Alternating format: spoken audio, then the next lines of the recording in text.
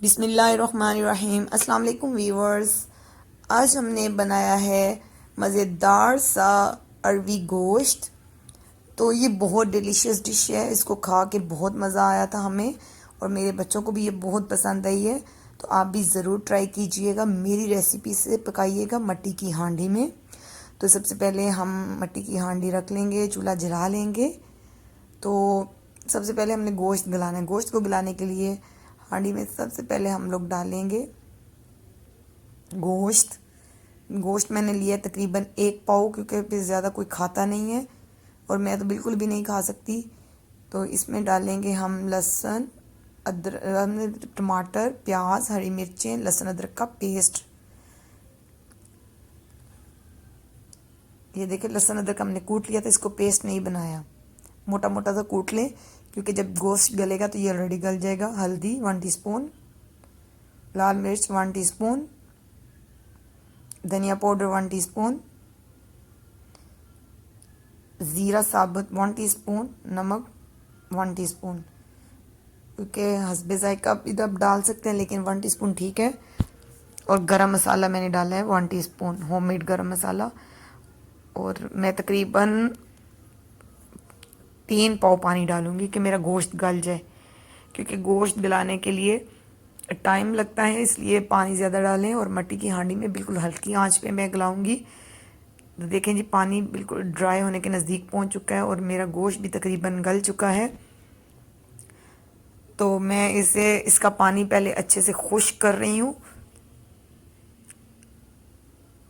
देखा जी, ये पानी मेरा कम हो रहा है और साथ साथ मैं इसमें चम्मच इसलिए चला रही हूँ कि जो इसके अंदर साबुत मैंने मसाला और टमाटर प्याज डाले थे उनको अच्छे से पीस लूँ, तो वो अच्छे से इसमें मैश हो जाएंगे और पानी बिल्कुल कम रह जाएगा।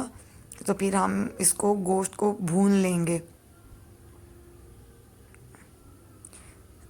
अब हम गोश्त को भून लेते हैं। पानी बिल्कुल कम रह चुका है और बिल्कुल कम रहने का मतलब है कि अब इसमें हम ऑयल डाल के और ऑयल में मज़ीद इसकी भुनाई करेंगे।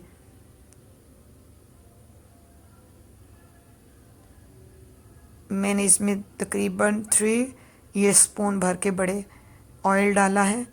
आप कम या ज़्यादा अपनी मर्ज़ी से 3 to 4 आप कम या ज़्यादा अपनी मर्ज़ी से कर सकते हैं, क्योंकि इसमें अच्छा ज़रा वो तरी वाला शोरबा बने तो मज़ा आता है खाने का।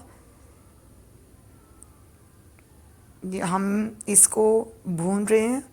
जब इसका पानी ड्राई हो जाएगा और मसाला जो है वो ऑयल छोड़ देगा, तो फिर हम इसमें अरवी डालेंगे और फिर अरवी और गोश्त को मुकम्मल साथ भूनेंगे।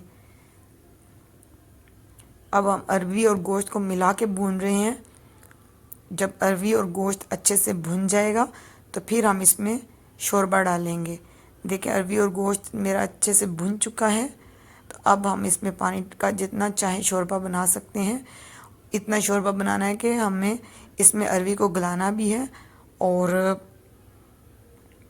बाकी जो है वो हमें शोरबे के तौर पे यूज़ भी करना है। तो जी, ये हमने डिश आउट किया। हमारा मज़ेदार सा अरवी गोश्त तैयार हो चुका है। अगर आपको ये वीडियो पसंद आए तो हमारे चैनल को सब्सक्राइब करें, वीडियो को लाइक करें और इसके साथ हमें इजाज़त दीजिए। अल्लाह हाफिज़।